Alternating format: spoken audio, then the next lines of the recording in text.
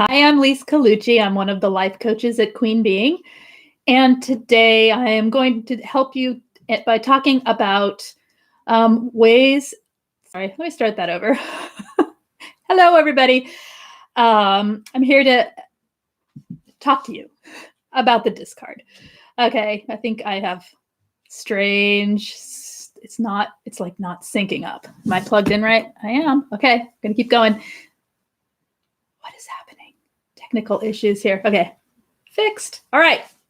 So anyway, discover, understand, and overcome. You hear Angie say that all the time. It is really important in the beginning of understanding what's happened to you to really discover and understand what's happened.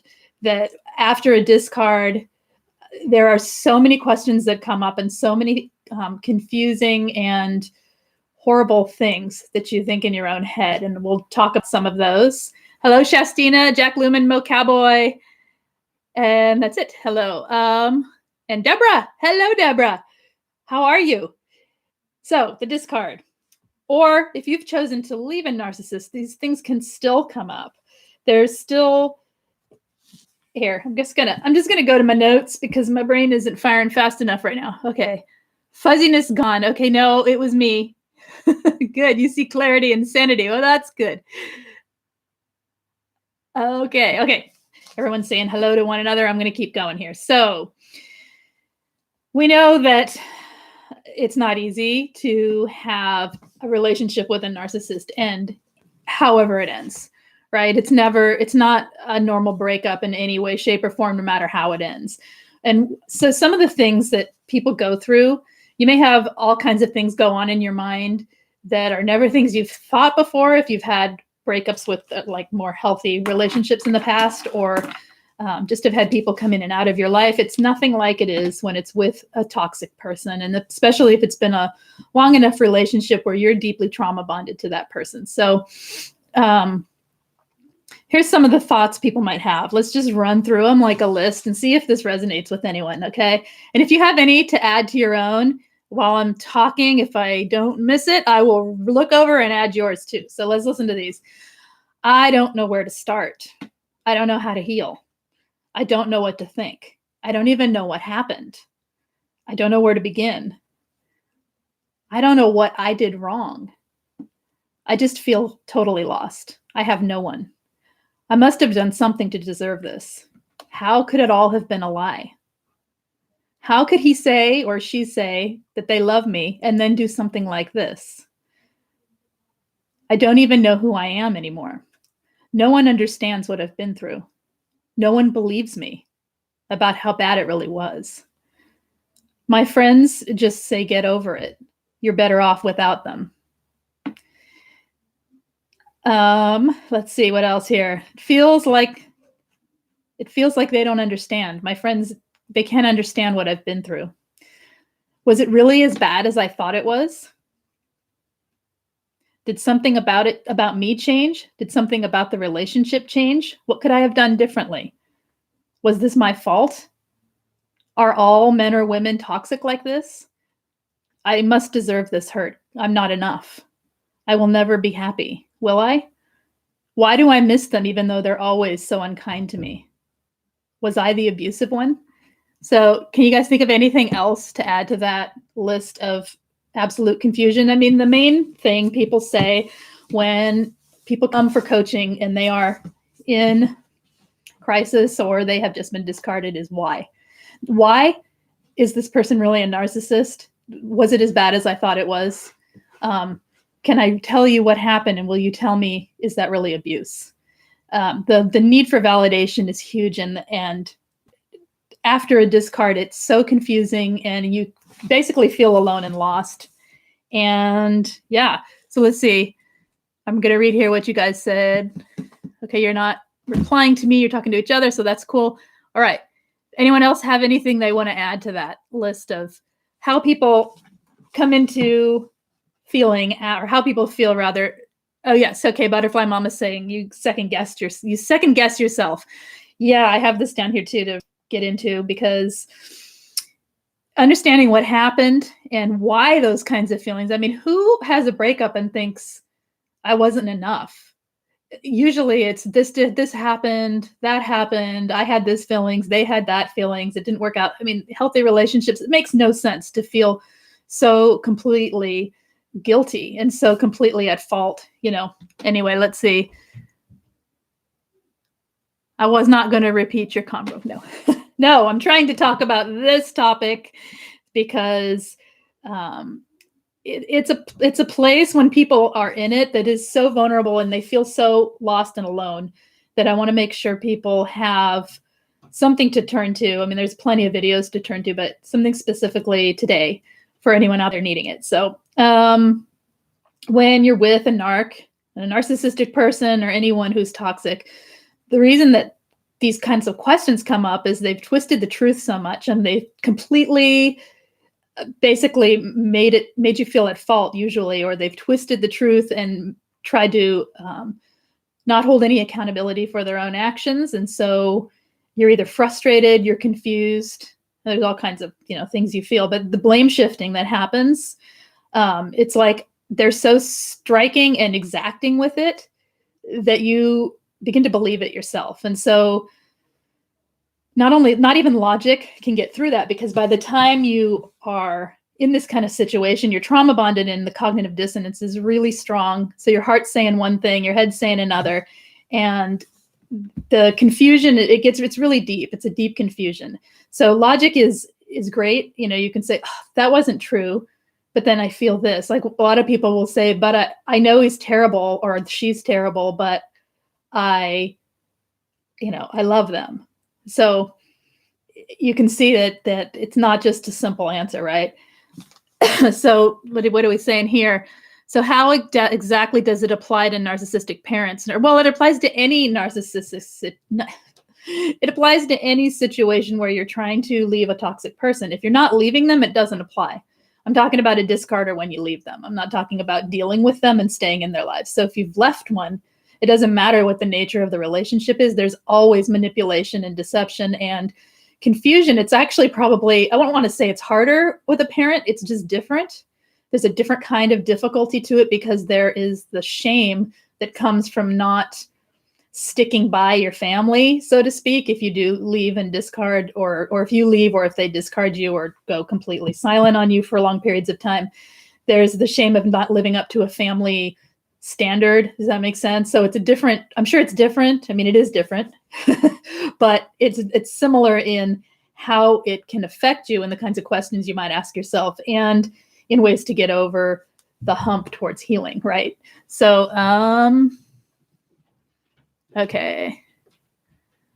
All right. So understanding what happened to you after you've been with a narcissist is really important. And there are tons of videos out there. I mean, just, check out any of Angie's videos, check out the ones here, anywhere else that you find sources for videos that have information on every aspect of narcissistic abuse that there is. I mean, there is a lot of info out there. So start educating yourself. It's super important. Get into, just get into it. Just dive in and learn as much as you can, because what you start to feel is validated. And that validation is really big when it comes to getting over and healing from this type of abuse. Okay. Yeah, the Jack Lumen, I'm talking about discard or if you choose to leave. So it would apply to parents as well, like I said. So let's talk about some things that might help besides understanding. Okay, the understanding is number one. Got to start doing your own homework and researching and there's a ton out there, like I said. So that part's great because we have the resources available to us to understand now. And so here's some other ways. Let's see here. Okay. If anyone has anything that they would add to anyone who's just been discarded, anything that they would like said out loud to someone who is going through this at this time, you can add it there too, and I will read it for them in case they're not reading along with the chat. Okay. So number one, like I said, educate yourself. Educating yourself. Do you guys agree that educating yourself has helped tremendously in your recovery or beginning your recovery? I'm talking about newly discarded right now. you don't know what's happened. You're lost, right? So educating.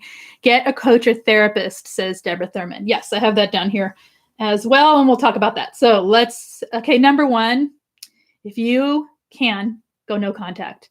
No contact is so important. It's important because it helps you break the trauma bonds.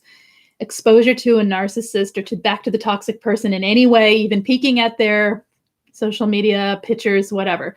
No contact meaning don't even look at your own photos. Throw them out if you can. No exposure. Keep the exposure at 0 if you can, because every exposure is like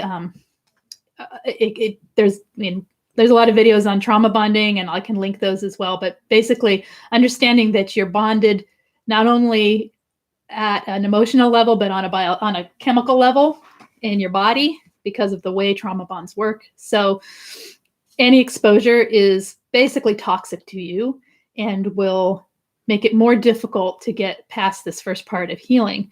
So no contact. So the second thing with that is when you're no contact, it really, really is important to have support. So get in a support group if you can.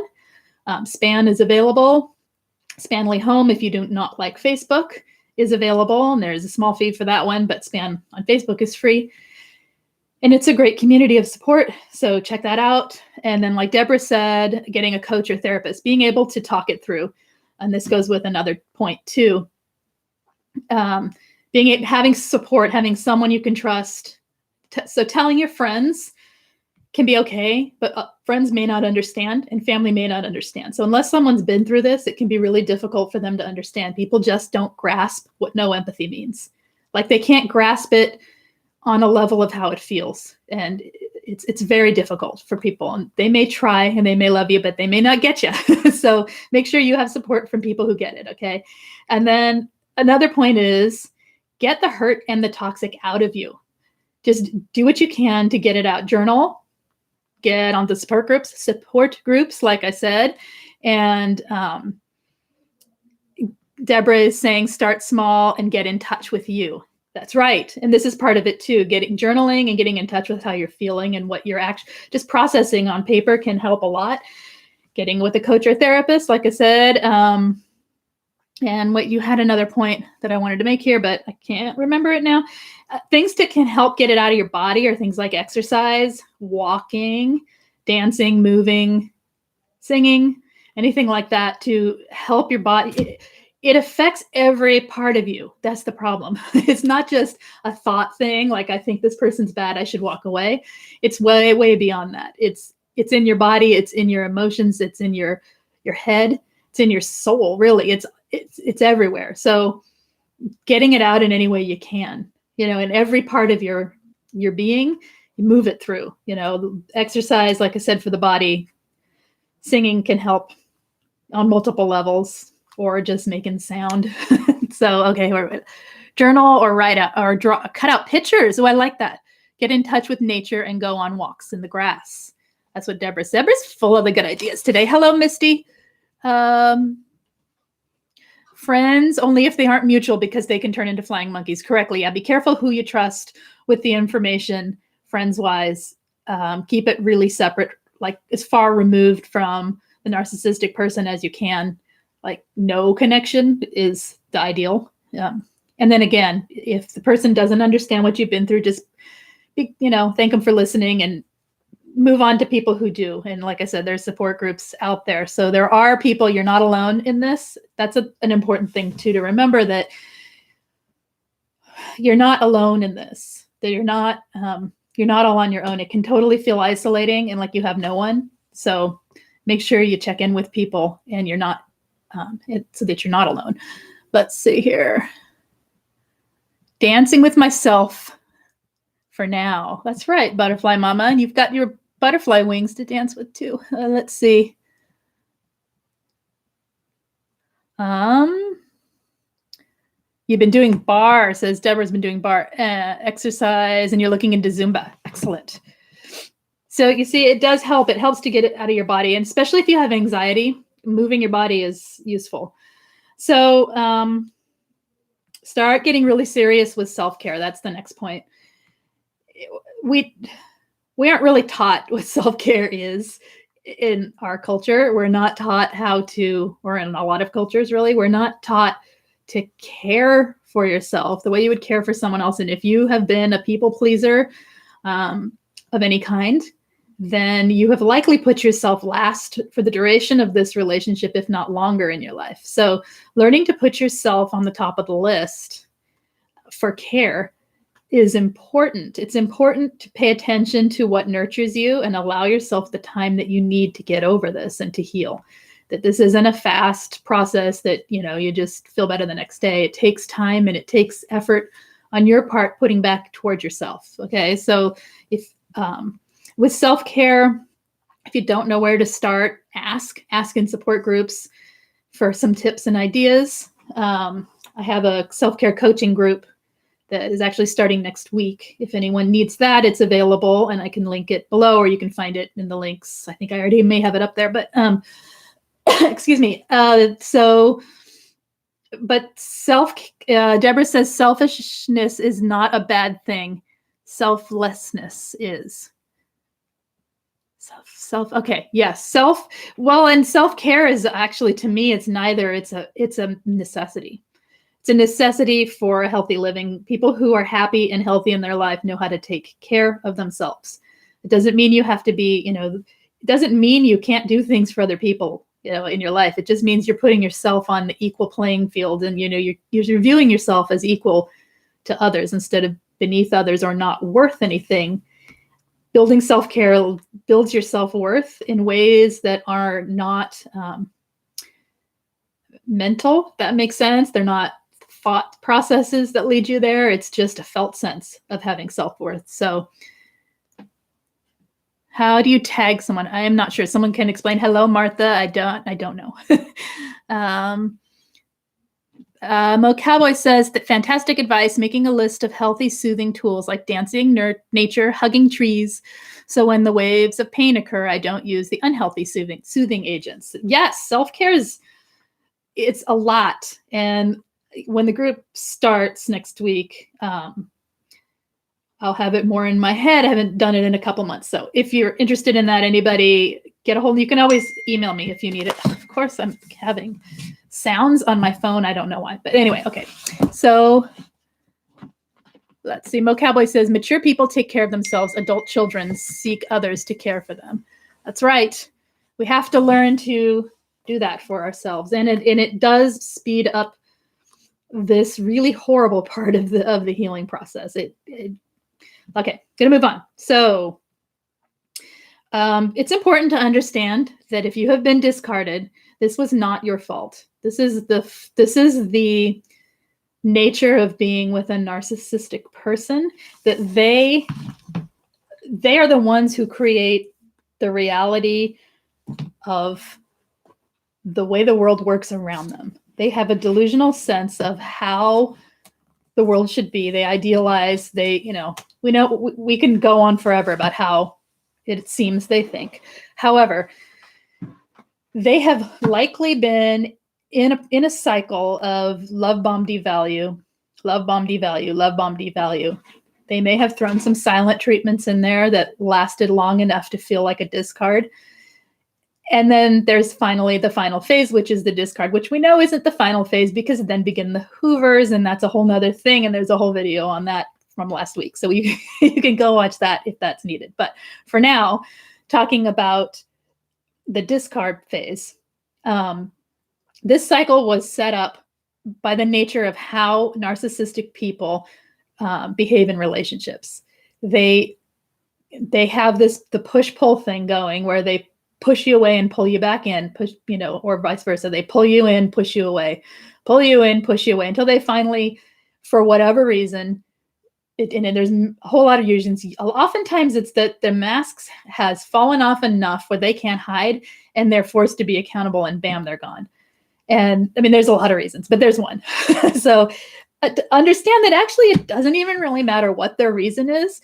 This is a cycle. This is a cycle, and it's how every single relationship in their life will work, okay? And it's not you. So understanding it's not your fault is important, and realize that you couldn't know what you didn't see or know to begin with. So It's not your fault. You didn't lead yourself into this, and you didn't allow this to happen to you. Okay. The best way I can explain that right now. Let's see. Hello, Darla. She says, self-care helped me remember how I felt before the abuse. It helps adjust.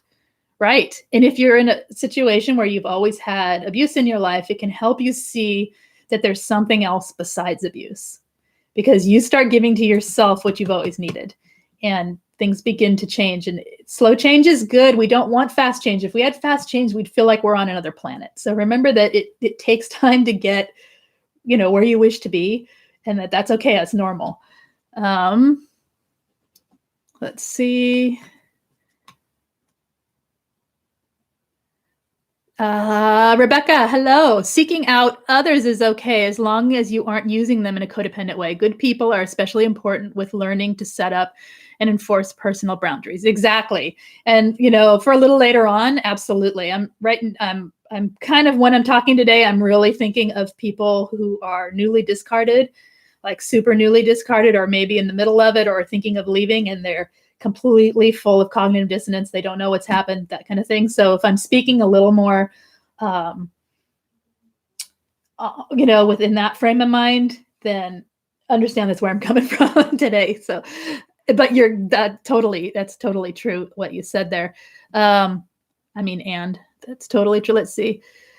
Yes, boundaries are important, and I think boundaries are super important. In the beginning, boundaries can be like so far in the back of someone's mind. You know what I'm saying? That I don't know. I don't even know how to work that in. I'll think about it. Let's see. Okay. Anyway, okay, let's keep moving.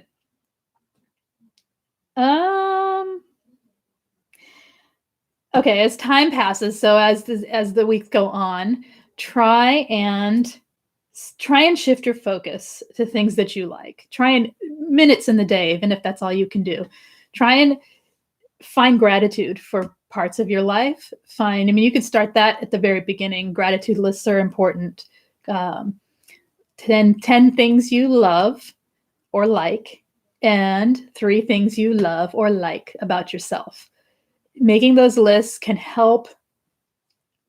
So our lives are lived from the inside out. What we feel and believe on the inside. What we believe is actually more important than what we feel. What we believe on the inside is how everything else starts to flow in your life. Okay, so if you have been with a narcissist, your inside has been programmed to believe all those things we read in the beginning, that you're wrong, it's your fault, you're not worthy. Like this list it just goes on, and we could have done an entire hour just with a list of the horrible things we feel. Okay, but it's important to start to shift that and shift the way we perceive our lives from the inside and find worth. And so gratitude lists can start even if you're still with a narcissist and don't know if you want to leave. Okay. Just being self-care too. Begin where you are right now. Everybody self-care. It won't do anything but make it better. It will not hurt you. So they're okay. Let's see here. Okay. I'm missing things, I think. I don't know what you guys are talking about. Okay. Rebecca, deep breaths and stepping back and watch what others are doing. Don't react. Okay. I think you guys are talking about something else than I'm talking about. So I'm not going to, if something's needed, can you guys tag me? And then I will come back. I'm going to finish this and then I'll go to you guys and then we'll end this day. So I just have a couple more here. Meditation is useful when you're in the discard phase. It may be really, really hard to focus for even 10 minutes at a time on a meditation. Find guided ones online, and I have a bunch on my Facebook coaching page. There's 3 on this channel. Angie has a couple, and they're all over the internet. But find 10-minute ones, short ones that are positive, and well, they usually are positive, but focused on relaxation. Don't do anything too complicated or difficult. Keep it super simple, and try it. Even if it's 3 minutes, meditation, and then the next thing I'm going to talk about, which is activating the vagus nerve. Those are 2 ways to calm your nervous system. your nervous system has been activated so much through the abuse of the relationship, and then accelerated and like amplified within the discard because of the amount of cortisol and the amount of adrenaline that have been pumping through you at this point. So if that is going on, meditation and activating the vagus nerve, which I'll talk about in a second, can help to calm your nervous system. It may not feel like a magic cure, like, oh, I meditated 10 minutes and I feel so much better, I'm fine now. It may feel like it's doing nothing, but it actually is. It's proven to help calm the nervous system for anyone who has anxiety, but especially if you have an acute trauma or something like this going on, it really helps a lot. So activate the vagus nerve. Sorry, what does that mean? Okay, so I can't explain the whole thing right now, but basically activating it calms your nervous system. Okay, and it's things like deep breathing, laying on your right side. Okay, cold shower. What else here? Gargling and singing. Those things activate your vagus nerve. Oh, I can go like give you all the research with it, but I'm just going to leave it at that. Okay. Here's one, my last one, I think. My last one before I go to you guys, and that is, what was it? It was choose your influences wisely. Make sure you are not engaging with toxic people. Make sure you're not engaging with people who really aren't believing you. Just let it, just move on. Don't try and force people to understand. Try to keep the influences around you light and pretty. Don't sit and watch, horribly depressing things on Netflix or whatever, violence, whatever. Calm the world around you down as much as you can. If a friend wants to help and they don't know how to help you, have them help you clean. Have a cleaning party. Do something to improve the world around your person, right? So that your influences are nicer for right now. So anyway, those are some tips, quick tips really, for ways to begin healing from the discard. Could go on and on with this. Can tell you that there's a trauma bond group coaching, self-care group coaching, private coaching for any of this. A lot of people do need to do that, and it's there for you if you need it. Okay, so let's go up here to you guys, to the chat. Okay, Jack Lemon says, Lise, I think. Oh, Mo Cowboy is going to have to clarify how labels helps with post-discard phase. Okay, if he wishes, I will get down there. Let's see if I missed anything from above that point.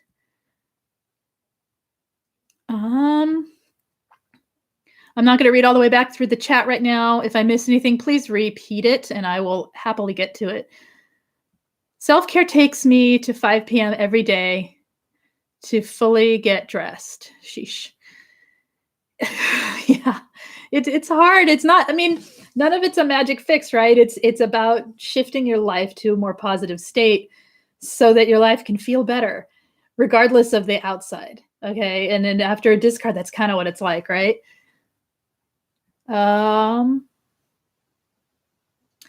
Lise, use of labels to contain, naming the abuse, for example. Oh, yes, that's a good one. That's a good one. So as you're understanding, this is from Mo Cowboy, as you're understanding what's happened to you, you'll start hearing words. If this is new for you, if you're someone that is just learning about narcissistic abuse to begin with, or if you're confused, even if you're not, as you're understanding what's happened to you, you'll hear words like gaslighting, and you'll think, what's that? So you look it up and you start watching, and then you start watching the videos and you understand what it is. Okay. And then as you're watching the videos, you think, oh, like when they did that. Oh, I remember when they did that. And you start relating it back to yourself. So as you're doing that, you're then putting a label or a name to contain the abuse. And that can help you separate the cognitive dissonance feeling. It can help you separate the emotion from the thought. Okay, when the thought gets loud enough and the logic gets loud enough, that was gaslighting, period. It doesn't matter what you felt about the person. It was gaslighting. It was manipulation. Okay, it helps you to sort of stabilize and lean more towards the side that sees truth. The whole point that I feel like is really important when we are trying to, it's like when the veil comes off and the fog lifts, so to speak, is that we start to see these people for who they really are and believe it. We don't just see them for who they are and think we can change them. No part of us realizes that no part of us thinks at a certain point that we could have done anything differently, because there is nothing to do differently. There is no matter of, there's nothing in the world that can change another person, number one. And you definitely can, and other people are responsible for their own change, right? But a narcissistic person cannot gain empathy. They do not have empathy. So that point, we have to fully understand. And I think as we do what Mo Cowboy is suggesting, which is naming the abuse, as for example, it helps to put it into a different perspective of, okay, that's a manipulation tactic. It's called gaslighting. And this is something that this narcissistic person in my life used to manipulate situations so that they do not have to be accountable. When you understand that, there's nothing to change about it. It's a fact. It's the way it is. Okay, so we'll go on. Did that explain it, Mo Cowboy? I think, I don't know. Lise, how do you heal the amygdala? Say more. Ask more. I don't know. I don't know. What parts do you feel have affected the amygdala? Let me ask that. I don't know specifically. I mean, the amygdala is where empathy is held, right? We can't heal that in a narcissistic person. I don't really know. I think rewiring our thought processes helps to set new neural pathways in your brain, which helps to create change in your life. All right. That's all as far as I know. I don't know otherwise. But ask, because maybe I'm just not understanding. Let's see. Okay. All right. All right. Anything else you guys want to talk about, or anything else you want to add that might help somebody else who might be watching this before we head out here for tonight? And also, what would you like to talk about on Thursday? I'll probably stream early Thursday. I know I said 12:45 Pacific, but it may be morning because I have a couple appointments. So I have to double check that. But just as a heads up, it may be morning. Let's see. All right. Let's see. Oh, Mo Cowboy says, thank you, Lise. Yes, labeling contains and can be used in a positive manner. Yes, it can. The converse is also true.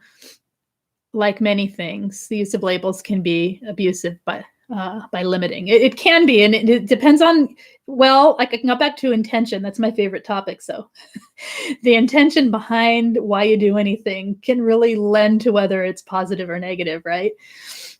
And if your intention is to understand, so that you're not labeling it so that you can go back and tell the person what they did. We don't care if they know what they did. There is no accountability, so that would be a waste of your time. The point is to understand it, right? Effects, Rebecca Horse, effects are memory in people with PTSD. Education helps the amygdala. Memory, okay, so yeah, things for memory can be word games, number games, puzzles. Education, learning something new. Learn something new that you would never have thought you wanted to learn, and you will find your mind expands in ways you didn't know it could. You know what I'm saying? Not just like, I like to study psychology, so now I'm going to learn, whatever about the next thing, and, I'm going to learn about dreams or something. No, like find something completely, I think, completely different for yourself, something new and unique, because then you're actually, so, okay, here, let me explain one thing. When we have, I'm going off topic here a little bit, but when we have a trauma, okay, and then we have a repeated trauma that is a similar thing that happens, like say you have an experience where you have I don't know, a toxic parent shame you. And then years later, you have a teacher shame you in a similar way about a similar thing. It's a completely different situation, but it's similar enough that your brain links it back to the first trauma. And then, I don't know, 5 years later, a girlfriend shames you, or a boyfriend shames you, or people shame you for liking, or you know what I mean, like your preteen or whatever. And your brain links it back again to the other traumas. Okay, so it's a different situation, and you begin to create a belief inside yourself that I am shameful because of everyone has shamed me, and you convince yourself through, not for any fault of your own, through the situations in your life being traumatic enough, right? So the way to undo it, and also with memory, I think is similar to recreate situations that prove the positives in your life. And if you want to learn something new, learning something new about something you already know is only going to prove what you already know is all you already know. So find something completely different. I'm going way off topic and a little out of it here. So back to this. Okay. Toxic stress. Learning helps it grow. It does. Learning is great. Learning anything. I think also physical learning. I'm going to go back to that because it's a good one. Learning, you know what? This would be a really good topic. Is that what you were suggesting? How to heal the amygdala for Thursday? I'm going to write it down and we'll talk. Amygdala healing. Okay. Because I would need to think about it more, because that's a really good topic. And also what Rebecca's talking about with the effects of PTSD on memory, but also body learning, learning a new dance skill, learning a new exercise skill, or something that takes, I have to tell you, Pilates is the hardest thing in the world. You have to use your body, your mind, your emotions get in there. It's this crazy mix of everything all at once. And you have to focus so hard if you're doing it correctly and you're not hurting yourself, and you're actually trying to simple things like bending over, or like, you know, reaching up and then touching your toes or something. It's not just that. There's all these little steps to it and all these ways to do it in a way so that you're maximizing your body, so that you're actually using your core muscles, blah, blah, blah. But that kind of thing, it's mind expanding. It sounds really funny, but it's true. So things like Pilates and yoga are really, really good for that. Anyway, gonna keep moving here. What does someone do if they are not sure if their therapist is helping them or hurting them? Okay, I'm in therapy, but I'm afraid it's not working. Not working is different than hurting you. If you feel it's hurting you, I would look at what you think it's hurting. It really depends on what you mean by that. If you think it's hurting you and you truly think it's hurting you, end the relationship and find another therapist. If you think it hurts to deal with the things you have to deal with, that's a different situation. Does that make sense? So it depends on what you're saying there with it hurting you.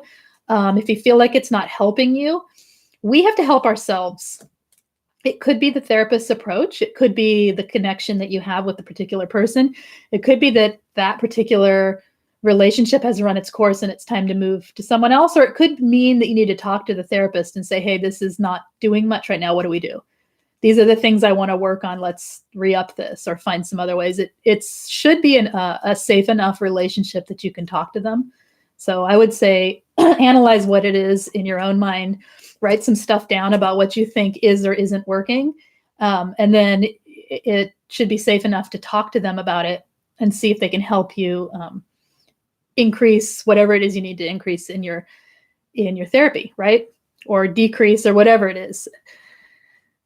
Mo Cowboy says, amen intention. Whoops. And it jumped right as I said that. And I scrolled all over the place. Where did it go?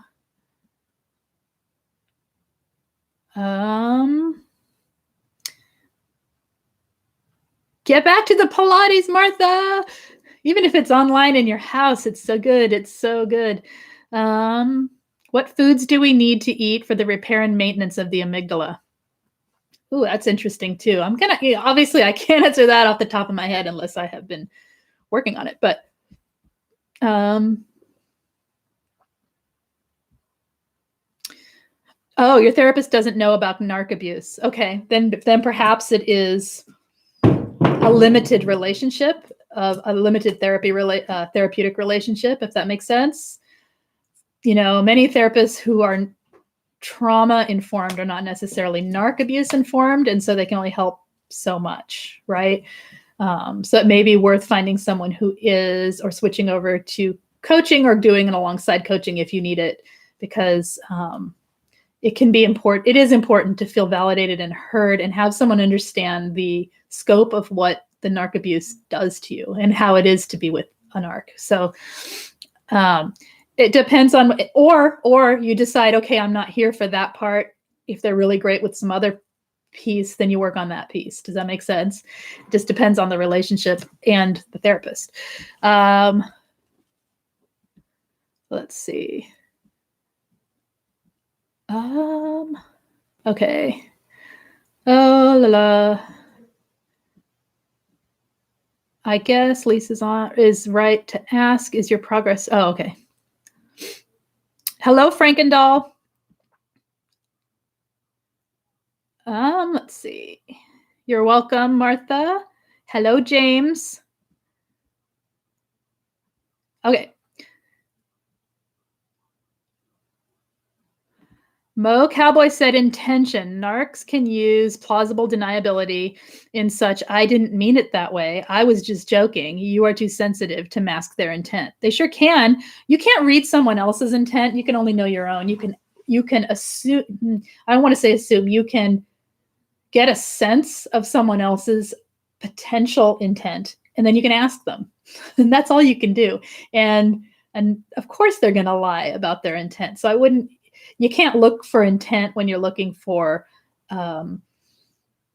truth from a narcissist, right? Because there is no truth in any part of any of it. So yes, but when I was speaking of intention, I was meaning our own intention behind why we would do something. And I can't remember the exact topic, but I remember the intent okay, of why I said it. Okay. Anything else, you guys, you would like to talk about today? Any questions, issues? I like the amygdala stuff. I'm going to look that up and work it into something in the next few streams somewhere in there.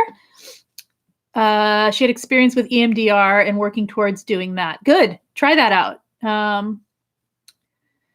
You would like to schedule a session. Can't until next month. Okay. Excellent. I'd love to talk to you. And I think it will be, until then, the EMDR, I love it.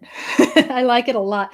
I find it, okay, personal. Here's my personal take on EMDR. Personal, okay? This is totally personal. This is not anyone else's opinion. This is my opinion.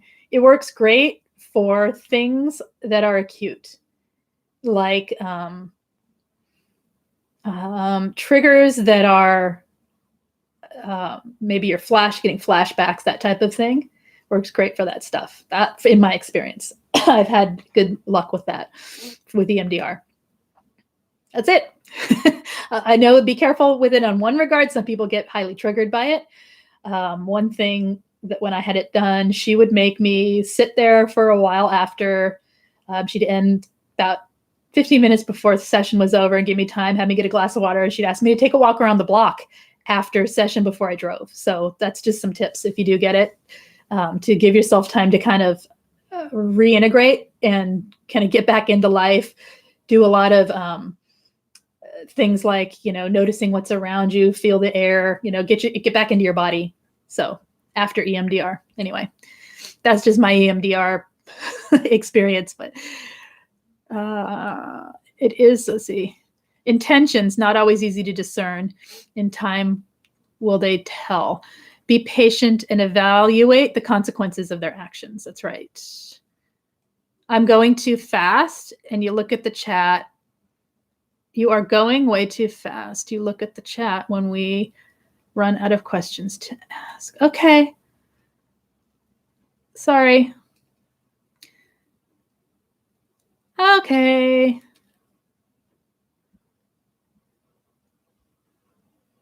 If I talk any slower, though, I'm going to have to end. So I am actually going to have to end. Now I'm just staring. I have to say, that's a huge trigger. Okay. Not handling it well. All right, I'm going to keep going here. And